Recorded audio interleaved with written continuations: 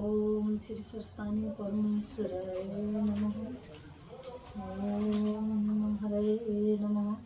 आज चाहिँ माघ महिनाको पूर्णिमा तिथि, आजबाट स्वस्तानी आरम्भ भएको छ। अब आज हामी स्वस्तानी कथा वाचन गर्न गइरहेका छौँ। स्वस्तानी आरम्भ चाहिँ मेरो छोरोबाट सुरु हुँदैछ। हजुरहरू सम्पूर्णले स्वस्तानी सुनेर आफ्नो आत्मालाई शान्ति गर्ने कोसिस गर्नुहोला।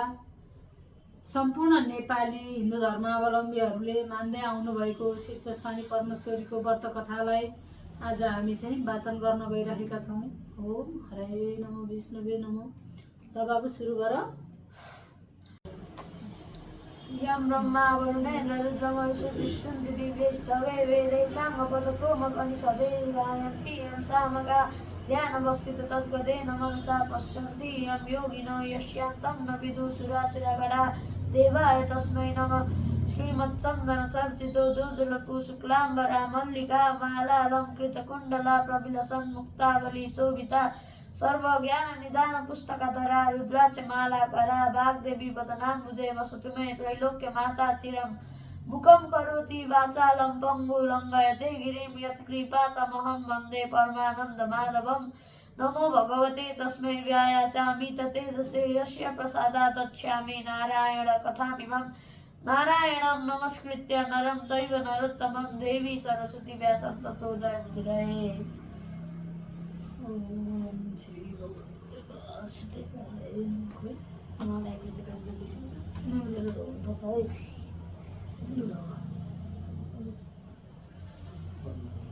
माथि राखेर पढ ल। ठिक छ त ल, तँले ठिक छ, यहाँ ठिक छ क्या, धेरै माथि सुरु गर। अब प्रथमोऽध्याय। प्रथमोऽध्याय प्रारम्भ। सुरु गर। पूर्वकालमा समस्त मुनिहरूमा सबै प्रकारले ख्याति प्राप्त गरेका अगस्त्य मुनि आफ्नो आश्रममा तपमा लीन थिए। एक दिन मयूरमा चढेर स्कन्द कुमार त्यही पाल्नुभयो। अगस्त्य मुनिले देखेर सम्मान साथ आसनमा बसाली स्वागत सत्कार गरिसकेपछि नम्र बाणीले सोधे, हे कुमार, यो संसार कसरी सृष्टि भयो? यसको विषयमा जान्न इच्छा भयो। म उप कृपा गरी आज्ञा भए आफूलाई धन्य सम्झने थिए।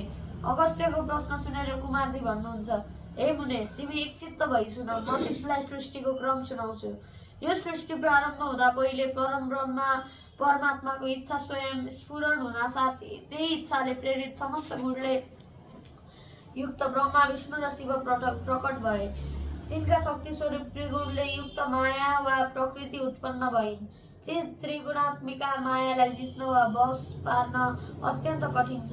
कुनै माया भन्दा पर प्रतिष्ठायुक्त निवृत्ति पद छ, त्यो भन्दा पर शान्ति पद र ऊ भन्दा पनि पर शान्त्यतीत पद छ। त्यसपछि विद्या पद छ र विद्या भन्दा पनि पर निवृत्ति पद छ। जान्नेहरू त्यसैलाई मोक्ष पद पनि भन्दछन्। यो संक्षेपमा भयो। अलि विस्तारले सृष्टिको क्रम बुझाउन र बुझ्न पनि निकै कठिन छ। संक्षेपमा भएको कारण पनि मुख्य यही हो। प्रलय र सृष्टिको क्रम बेग्ला बेग्लै छ। एक नियमले सृष्टि हुन्छ र अर्को नियमले प्रलय हुन्छ। जो त्रिगुणात्मिका माया छन् ती शान्त्यतीत, शान्ति, विद्या, प्रतिष्ठा र निवृत्ति आदि पदमा रहन सक्दिनन्। माया भन्दा पनि टाढा रहने जो अव्यक्त छ त्यो आत्मामा विद्यमान छ। जीव अज्ञानी र प्रकृति जड हुनाले समस्त परमाणु अचेतन छन्। कारण बिना कुनै कार्य हुन सक्दैन। यसै कारण जगतको अस्विष्टता परमात्माको इच्छा बिना, यसै कारण जगतको अधिष्ठाता परमात्माको इच्छा बिना कुनै कार्य पनि हुन सक्दैन। यो कुरा वेद शास्त्रले पनि स्वीकारेका छन्।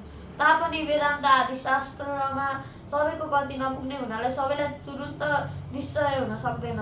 त्यसै कारण जन्म मरण रूप बन्धन नछुटेर त्यसैको सुख दुःख केवल अनुभव गर्ने जीवद्वारा यो संसारको क्रम चलिरहेको छ।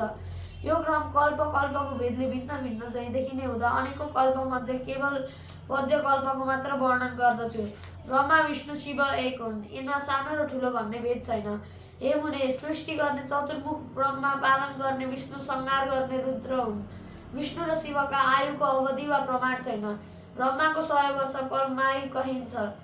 उनको प्रथम 50 वर्षलाई परार्ध भन्दछन्। 100 वर्ष पुगेपछि उनको पनि नाश हुन्छ वा प्रलय हुन्छ। प्रलय भएपछि समस्त संसार र यसमा रहेका वस्तुहरू केही रहन्न अनि ईश्वरद्वारा अर्को सृष्टिको क्रम आरम्भ हुन्छ। त्यो नयाँ सृष्टि पनि अगाडि जुन क्रमले चलेको थियो सोही प्रकारले चल्न थाल्दछ। प्रलय चाहिँ अनेक प्रकारले हुन्छ। ब्रह्माको घर गृहस्थी सबै छ, उनले पनि खानु सुत्नु पर्दछ। उनी बस्ने लोकको नाम सत्यलोक हो। प्रातःकाल हुँदा उनले सृष्टि गर्दछन्। उनको एक दिनमै सत्य, त्रेता, द्वापर, कली 4 युग 72 पल्ट घुमिसक्छन्। रात परेपछि प्रलय गर्दछन्। यही क्रमले जब ब्रह्माको 100 वर्ष पुग्दछ तब महाप्रलय हुन्छ। त्यस महाप्रलयपछि फेरि पहिले जस्तै रजोगुणले युक्त ब्रह्मा उत्पन्न गराई अहङ्कार, पञ्चमहाभूत, ज्ञानेन्द्रिय, कर्मेन्द्रिय, पञ्चतन्त्र मात्रा, शब्द, रूप, रस, गन्धले युक्त एउटा अण्ड उत्पन्न हुन्छ वा बन्दछ। त्यो अण्ड ब्रह्माण्य हुनाले त्यसको नाम ब्रह्माण्ड रहेको हो। त्यही अण्ड फुटेर 2 भाग भएपछि एक भागको प्रकृति र अर्को भागको पुरुष बन्दछ। त्यसै प्रथम सृष्टि चतुर्मुख ब्रह्मा भए, पालन गर्ने अनन्त कोटि ब्रह्माण्डका स्वामी विष्णु भए, संहार गर्ने महारुद्र भए। यिनीले यो सृष्टिको कार्य निर्बाध गतिले गर्दछन्। जसको इच्छाले यो अण्डको उत्पत्ति हुन्छ त्यस परम ब्रह्मा परमात्मालाई त्रिगुण गुणातीत, चतुर्व्यूह, अनादि, अजन्मा, हिरण्यगर्भ, प्रजापति आदि भन्दछन्। सुमेरु पर्वत समुद्रको बीचमा समस्त जीवहरू गर्भाशयमा बालक रहे जस्तै रहेका छन्। सूर्य, चन्द्र, ग्रह, नक्षत्र आदि त्यही सुमेरुको चारैतिर स्थित छन्।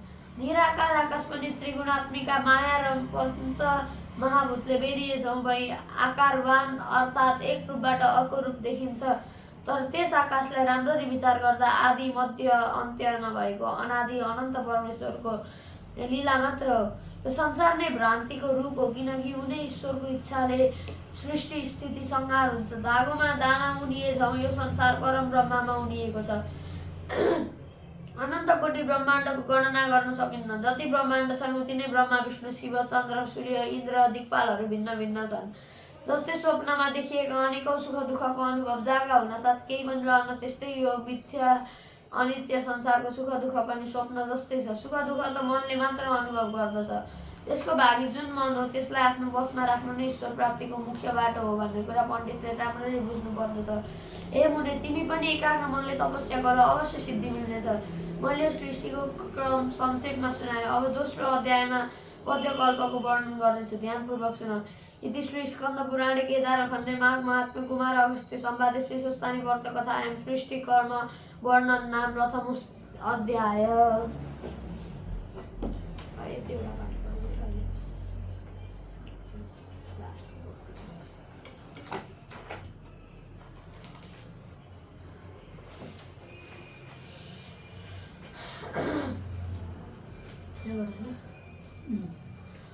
उपनयतु मङ्गलम व सकल जगन्मङ्गलालय श्रीमान दिनकर किरण निबोधित नवलिन दल निवेक्षण कृष्ण काले वर्षतु पर्जन्य पृथ्वी सस्यशालिनी देशस्य सुविरहितो ब्राह्मणा सन्तु निर्भया अपुत्र पुत्रेण सन्तु पुत्रेण सन्तु पौत्रेण निर्धना सदना सन्तु जीवन्तु शरदां शतं तत्रैव गङ्गा यमुना च तत्र गोदावरी सिन्धु सरस्वती च तीर्थानि सर्वाणि वसन्ति तत्र यत्राच्युतोद्धार कथा प्रसङ्ग या कुन्देन दुन्दुसार हार धवला या शुभ्रा वस्त्रावृता या वीणा वरदण्ड मण्डितकरा या श्वेत पद्मासना या ब्रह्माच्युत शङ्कर प्रवृत्ति वीरदेवै सदा वन्दिता सामा पादु सरस्वती भगवती निशेष जाय डेयापहा कायेन वाचा मनुष्येन्द्रियैर्वा बुद्धत्या मना वा प्रकृति स्वभावात् करोमि यद् सकलं परस्मै नारायणायति समर्पयेत्।